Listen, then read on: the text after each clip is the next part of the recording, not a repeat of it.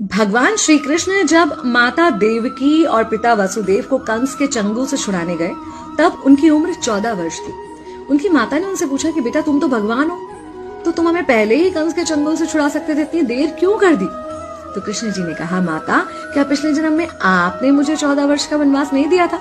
माता हैरान रह गई, बोली ये क्या कह रहे हैं आप? तब कृष्ण जी ने बताया कि पिछले जन्म में मैं राम था और आप थी माता कैकेयी और आप ही ने मुझे 14 वर्ष का वनवास दिया था और कर्म फल से कोई नहीं बच सकता माता, इसलिए आपको 14 साल का ये दुख सहना पड़ा।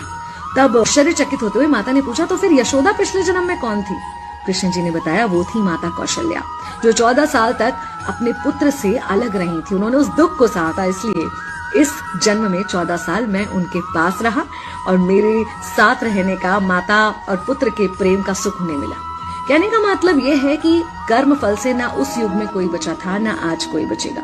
खुद भगवान भी कर्म फल से नहीं बच सकते, इसलिए अपने हर एक कर्म को बहुत सोच समझ कर कीजिए, क्योंकि जिसके भी खिलाफ आप कुछ गलत कर रहे हैं उससे आपकी शत्रुता कुछ समय या शायद एक जन्म की है, लेकिन उसके साथ कुछ गलत करके आप अपने कई जन्म बिगाड़ सकते हैं।